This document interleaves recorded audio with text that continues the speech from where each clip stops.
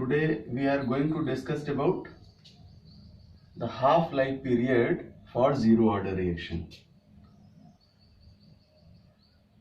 Half-life period for zero order reaction.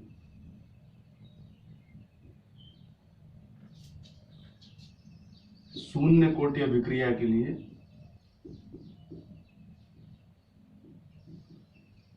शून्य कोटि अभिक्रिया के लिए अर्ध आयु काल।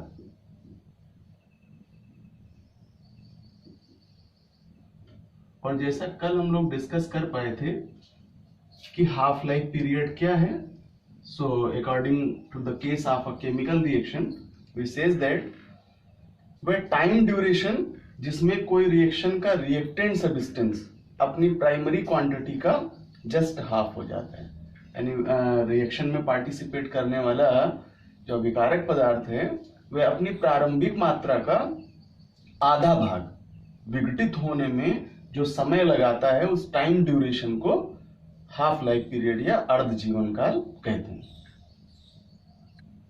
और जब हम इसे डिटरमाइन करते हैं जीरो ऑर्डर रिएक्शन के लिए, सो जीरो ऑर्डर रिएक्शन का कंडीशन अप्लाइड है कि ये वे रिएक्शंस हैं जिनमें रिएक्शन का रेट रिएक्टेंट के कंसंट्रेशन पर डिपेंड नहीं करता है, इसलिए हम इन्हें जीरो ऑर्डर रिएक्शन कहते हैं।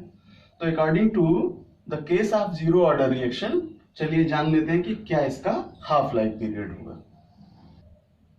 तो बच्चों स्टार्ट लेंगे जो कल हम लोगों ने इक्वेशन फाइंड आउट की थी डी, वहां से शून्य कोटि अभिक्रिया के लिए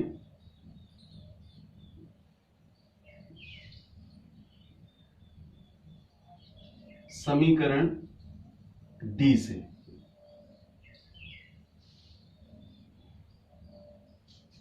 फॉर जीरो ऑर्डर रिएक्शन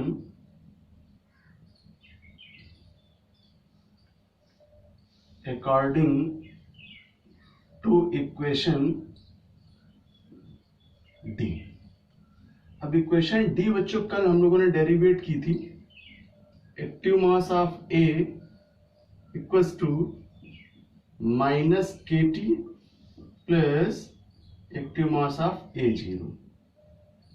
ये equation D zero order reaction के लिए फाइंड आउट की थी। अगर यहां टाइम को टी हाफ से डिनोट करें फॉर हाफ लाइफ पीरियड, यानी अर्ध आयु काल के लिए टाइम ड्यूरेशन को टी हाफ से लिखें, तब इस इक्वेशन को हम लिख सकते हैं, एक स्पेशली केस के रूप में लिख सकते हैं, active mass of A equals to A0/2, because time duration यहां हमने टी हाफ लिया है। तो अब इस इक्वेशन को लिखें कुछ इस तरह से, A0/2 equals to minus k into T half plus A0। और या इसको हम लिख सकते हैं K equals to t half equals to active mass of A0 minus A2/2। इस तरह से इन इक्वेशंस को यहां प्रदर्शित कर सकते हैं, या इस इक्वेशन को हम व्यक्त कर सकते हैं K into T half equals to A0/2 से, और टी हाफ के लिए so T half equals to A0/2K से, या इसको लिख सकते हैं A/2K, because A is the concentration of reactant, primary concentration of reactant. If A0 equals to A mole per litre, अगर ये कंडीशन अप्लाइड कर दें तो इस केस में फिर हम इसी इक्वेशन को लिख सकते हैं टी हाफ प्रोपोर्शनल टू ए। बच्चों जीरो ऑर्डर रिएक्शन के लिए ये केस सर्वाइवल होगा और इसके आधार पर हम कह सकते हैं कि किसी शून्य कोटि अभिक्रिया के लिए जीरो ऑर्डर रिएक्शन के लिए जो उसका हाफ लाइफ पीरियड है मींस अर्ध जीवन काल है वह रिएक्टेंट सब्सटेंस की प्राइमरी वैल्यू मींस प्रारंभिक मात्रा के समानुपाती होता है। तो अकॉर्डिंग टू कंडीशन जो रिलेटिव फार्मूला है हमारा वो है टी हाफ प्रोपोर्शनल टू ए और इसी आधार पर आपके पॉइंट सर्टिफाइड होते हैं कि शून्य कोटि अभिक्रिया के लिए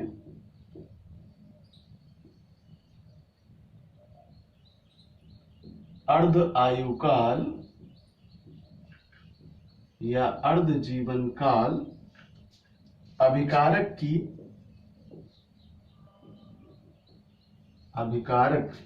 की प्रारंभिक मात्रा के समानुपाती होता है। So we says that the half life period of zero order reaction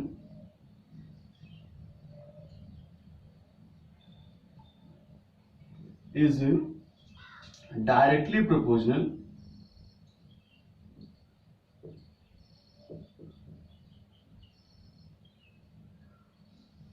to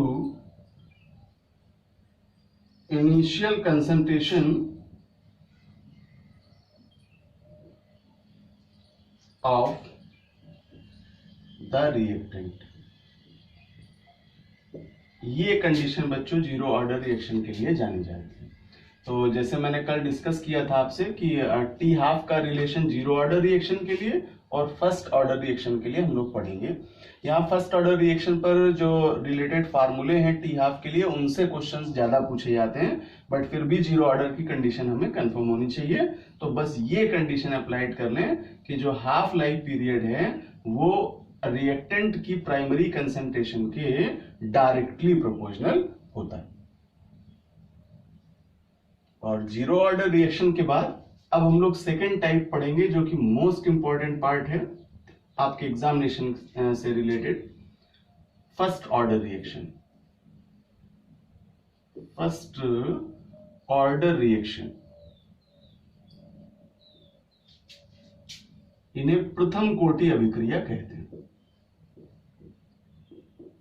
first order reaction या प्रथम कोटि अभिक्रिया। तो पहले तो हम कंसीडर करें इसकी डेफिनेशन को या एक ऐसी कंडीशन जिसके आधार पर हम इसे आइडेंटिफाई कर सकें कि ये फर्स्ट ऑर्डर रिएक्शन है। देन इसका डेरिवेशनल फार्मूला, और वो डेरिवेशनल फार्मूला इस तरह का है कि कभी कभी आपको एग्जाम क्वेश्चंस में केवल फार्मूला पूछा गया, right the formula of first order reaction. तो आप उस फार्मूले को बहुत अच्छे से तैयार कर लें, लर्न कर लें। Then the characters, main characters of first order reaction, और फिर करेंगे कि इस फर्स्ट ऑर्डर रिएक्शंस के लिए टी हाफ का क्या रिलेशन है, अर्थात प्रथम कोटि अभिक्रिया के लिए अर्ध आयुकाल क्या होता है। सो वन कंसिडरिंग पॉइंट पर इसकी डेफिनेशन बेस्ड है, और पॉइंट है कि किसी केमिकल रिएक्शन का जो रेट है वो रिएक्टेंट की फर्स्ट पावर के डायरेक्टली प्रोपोर्शनल होता है। जबकि जीरो ऑर्डर रिएक्शन में हम लोगों ने पढ़ा कि जो रिएक्टेंट का कंसंट्रेशन है वो रिएक्शन के रेट को इफेक्टेड नहीं करता है, उस पर निर्भर नहीं करता है। यही अंतर है जीरो ऑर्डर रिएक्शन में और फर्स्ट ऑर्डर रिएक्शन में। तो चलिए इसे डिफाइन करते हैं। तो अकॉर्डिंग टू कंडीशन इन्हें डिफाइन कर लेते हैं कि क्या होती है फर्स्ट ऑर्डर रिएक्शन। जिस अभिक्रिया का रेट रिएक्शन में पार्टिसिपेट करने वाले रिएक्टेंट की कंसंट्रेशन के फर्स्ट पावर के डायरेक्टली प्रोपोर्शनल होता है वो फर्स्ट ऑर्डर रिएक्शंस कहलाती हैं। मीन्स जिस अभिक्रिया का वेग अभिकारक की सांद्रता के प्रथम घात के समानुपाती होता है उन्हें फर्स्ट ऑर्डर रिएक्शन कहते हैं. A first order reaction is that in which rate of reaction is directly proportional to the first power raised to the concentration term of reactant. दूसरे शब्दों में एक और डेफिनेशन से इसे डिफाइन कर सकते हैं, बिकॉज हम लोगों ने ऑर्डर देखना स्टार्ट किया था केमिकल रिएक्शंस के लिए.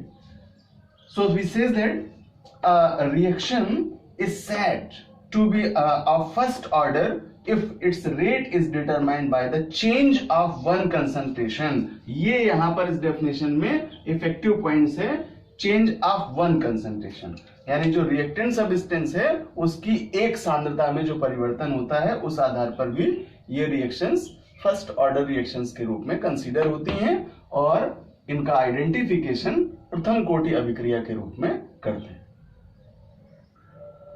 तो अब एक इक्वेशन के माध्यम से डेरिवेट करते हैं फर्स्ट ऑर्डर रिएक्शन का फार्मूला. और सपोज करें कि कोई फर्स्ट ऑर्डर रिएक्शन है जिसमें reactant A, participating reactant A after reaction कोई प्रोडक्ट का फॉर्मेशन करता है, और इस रिएक्शन के होने में अगर सब्सटेंस ए की जो कंसंट्रेशन है, प्राइमरी कंसंट्रेशन है, वो a mole per litre, then if t equals to 0 then concentration of a reactant is small a. और अगर ये टाइम ड्यूरेशन t टाइम पर हो देन इसकी कंसंट्रेशन को व्यक्त करते हैं a माइनस एक्स से. तो ये तो टाइम ड्यूरेशन पर हो गए रिएक्टेंट सब्सटेंस के कंसंट्रेशन. अब हम जानते हैं सूक्ष्म मात्रा और सूक्ष्म समय अंतराल means dx upon dt equals to k a minus x, और इसको बना लेते हैं इक्वेशन नंबर फर्स्ट, या इसे लिख सकते हैं dx upon a minus x equals to k into dt, और इसको क्रिएट कर लेते हैं इक्वेशन नंबर 2 के रूप में. और यहां पर बच्चों K is the rate constant of reaction where K equals to rate constant of reaction. इसको वेग स्थिरांक कहते हैं. अब यहां से जो इक्वेशन 2 प्राप्त हुई है इसका इंटीग्रेशन कर लिया जाए.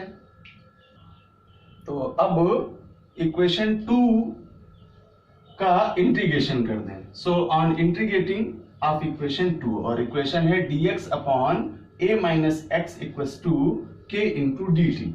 तो इंटीग्रेशन करने पर ये इक्वेशन कन्वर्ट होगी log a minus x equals to kt plus C, और इसको कन्वर्ट कर लें इक्वेशन नंबर 3 के रूप में, और यहां c फॉर कंसंट्रेशन यूज करते हैं.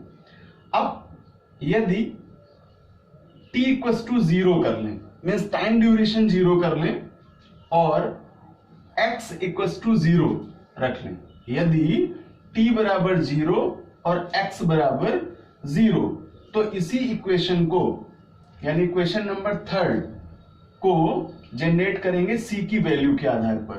और हम जानते हैं कि जो c के लिए वैल्यू है वह है माइनस लॉग a, और ये हो जाएगा इक्वेशन नंबर 4.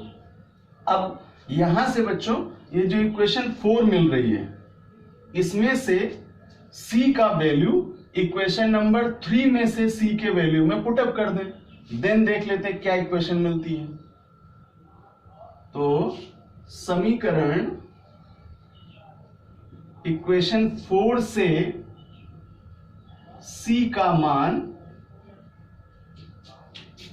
इक्वेशन 3 में रखने पर, समीकरण 3 में रखने पर, तो c का वैल्यू दिया ही है और इसकी जगह इसको पुटअप कर लेते हैं. सो वैल्यू पुटअप करें इक्वेशन c से 3 के लिए, देन इक्वेशन होगी minus log A minus x equals to k into t, और ये माइनस लॉग है, देन सिंबल चेंज होगा और माइनस सी की जगह इवेल्युएट करें लॉग ए। तो इस तरह से ये एक न्यू इक्वेशन जनरेट होगी। For the case of kt we also write it equation as kt equals to log a upon a minus x। हम इसे kt के संदर्भ में इस प्रकार से भी लिख सकते हैं। अब इस kt के संदर्भ में जो ये इक्वेशन मिलती है इसको इवेल्युएट कर लें इसकी वैल्यू से। देन बच्चों kt के संदर्भ में इसको रिप्रेजेंट करेंगे, इवेल्युएट करेंगे k2 equals to 2.303 log 10 a upon a minus x, इस रूप में इसको व्यक्त कर सकते हैं। देन कांस्टेंट के लिए फाइनल इक्वेशन मिलेगी आपको for rate constant of first order reaction equals to 2.303 upon t log 10 a upon a minus x। It is in the main equation formula of first order reaction। आपके जो प्रथम कोटि अभिक्रिया से रिलेटेड व्यंजक हैं वो ये व्यंजक के रूप में आपको ये फार्मूला होगा और इसी पर बेस्ड न्यूमेरिकल्स आपके लिए होंगे। क्वेश्चन में अगर क्रिएट करें कि फर्स्ट ऑर्डर रिएक्शन के लिए इंटीग्रेटेड फार्मूला फाइंड आउट कीजिए, तो ये जो हमें इक्वेशन मिल रही है अगर हम इक्वेशन फिफ्थ बना लें इसे, तो फिफ्थ इक्वेशन वास्तव में फर्स्ट ऑर्डर रिएक्शन के लिए उसका इंटीग्रेटेड इक्वेशन होता है। तो अब इस इक्वेशन के आधार पर जान लेते हैं कि फर्स्ट ऑर्डर रिएक्शंस के लिए क्या क्या मेन कैरेक्टर्स होते हैं, उसके क्या क्या मेन लक्षण होते हैं। तो कुछ ब्रीफ पॉइंट्स हैं जो फर्स्ट ऑर्डर रिएक्शन के प्रॉपर्टीज या कैरेक्टर्स के रूप में जाने जाते हैं। तो आइए इनका डिस्कशन कर लें। फर्स्ट पॉइंट इक्वेशन पर बेस्ड है कि जो फर्स्ट ऑर्डर की इक्वेशन है वो अपने मेन इक्वेशन को फॉलो आउट करती है, ओबेज करती है। Means k equals to 0.303 upon t log 10 a upon a minus x, इस इक्वेशन को फॉलो आउट करती है। And second, first order reaction में जो रिएक्टेंट का कंसंट्रेशन है अगर उसको n गुना इंक्रीज कर दिया जाए तो रेट ऑफ रिएक्शन भी n गुना इंक्रीज कर जाता है। तो ऐसे सिंपली कह लें कि अगर कंसंट्रेशन बढ़ाएंगे तो रेट ऑफ रिएक्शन भी इंक्रीज करेगा, बढ़ेगा। और नेक्स्ट कैरेक्टर इससे रिलेटेड है इनकी यूनिट से। फर्स्ट ऑर्डर रिएक्शंस के लिए unit of rate of reaction means वेग की इकाई को लिखते हैं मोल पर लीटर पर सेकेंड में, जबकि यूनिट ऑफ रेट कांस्टेंट, यहां रेट कांस्टेंट को k से प्रदर्शित करते हैं। और जैसे मैंने टी हाफ के लिए कल एक फॉर्मूला दिया था आपको, t half equals to 0.693 upon lambda, ये कॉमन एक फार्मूला है आपका रेडियो एक्टिव सब्सटेंस के लिए। बट यहां जब हम केमिकल काइनेटिक्स यूनिट में इसका स्टडी करते हैं तो जो लेमडा वाला कंडीशन है, प्लेस है, वो k से व्यक्त करते हैं। So T half equals to 0.693 upon k। तो ये जो k लिया जा रहा है यहाँ पर सिंबल, ये रेट कांस्टेंट के लिए लिया जा रहा है। तो आगे डिस्कस करेंगे आपसे फर्स्ट ऑर्डर रिएक्शन के लिए कि टी हाफ इवेल्युएट कैसे करते हैं और कैसे ये इक्वेशन आती है। तो रेट कांस्टेंट के लिए जो यूनिट है वो सेकेंड इनवर्स है, और जबकि रेट ऑफ रिएक्शन की यूनिट है मोल पर लीटर पर सेकेंड। और बच्चों लास्ट पॉइंट डिस्कस करेंगे एक ब्रीफ पॉइंट्स के रूप में, एक नोट्स के रूप में, कि ये जो पॉइंट है ये डिस्कस करता है कि ये रिएक्शन कंप्लीट होगी या नहीं। जबकि जीरो ऑर्डर रिएक्शंस को आपने पढ़ा था कि वो रिएक्शंस कंप्लीट होते हैं, बट इसका रीजन क्या है कि ये रिएक्शंस ऐसे हैं जिनके कंप्लीट होने में इनफिनाइट टाइम की आवश्यकता है। तो जब इनफिनाइट टाइम ड्यूरेशन में ये पूरे होंगे तो इसका मतलब है कि ये रिएक्शंस कभी भी कंप्लीट नहीं हो सकते हैं। So reactions of first order take infinite time for the completing, that they never go to completion. तो अब बच्चों डिस्कस कर लेते हैं कुछ ब्रीफ एग्जांपल्स का, जो कि फर्स्ट ऑर्डर रिएक्शन के एग्जांपल्स हैं। Examples of first order reaction, प्रथम कोटि अभिक्रिया के एग्जाम्पल्स। और सबसे पहले हम हाइड्रोजन पेरोक्साइड का डीकम्पोजिशन रिएक्शन लेंगे। So example first is decomposition of hydrogen peroxide.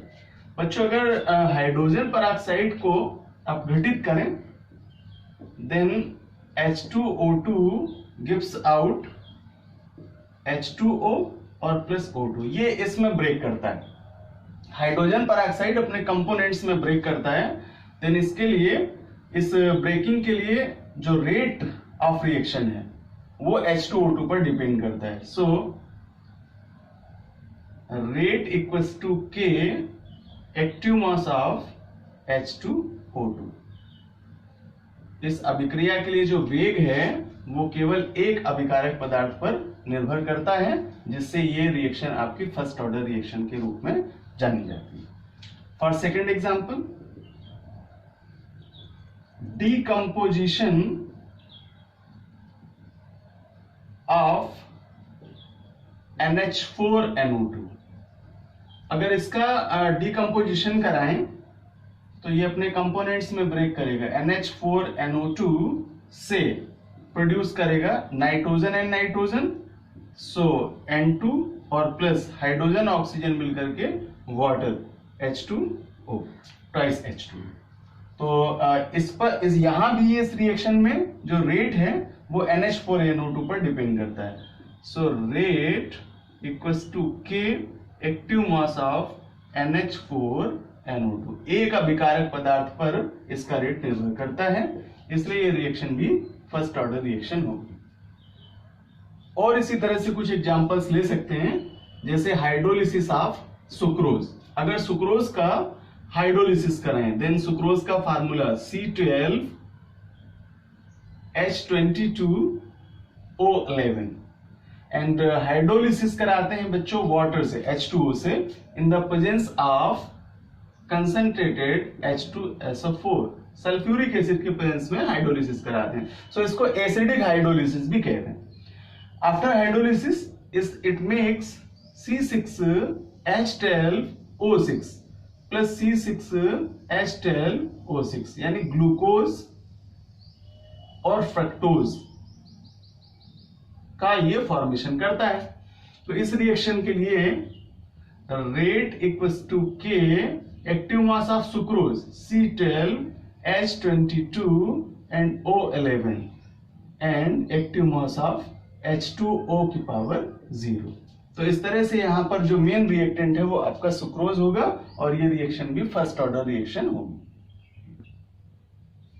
Next example लेते हैं एस्टर्स के हाइड्रोलिसिस का, और एथिल एसीटेट का हाइड्रोलिसिस कराते हैं। फार्मूला होता है CH3COO NC2H5 एथिल एसीटेट, और हाइड्रोलिसिस कराएंगे वाटर से H2O से in the presence of sulphuric acid H2SO4। After hydrolysis ये ब्रेक करता है इसे एल्कोहलिक प्रोडक्ट में और एसिटिक एसिड प्रोड्यूस करता है CH3COOH एडिट होगा और प्लस C2H5OH, तो एसिटिक एसिड और एथेनॉल प्रोड्यूस होता है। अब इस रिएक्शन के लिए rate equals to K active mass of CH3COO and C2H5 ethyl acetate यानी एस्टर में एंड H2O की पावर 0। तो एक तरह से देखा जाए तो ये रिएक्शन का जो रेट है वो एथिल एसीटेट पर डिपेंड है, एस्टर्स पर डिपेंड है, यानी एक अभिकारक पदार्थ की कोटि पर डिपेंड है, इसलिए ये जो रिएक्शन है फर्स्ट ऑर्डर रिएक्शन है। और एक एग्जांपल है बेस्ट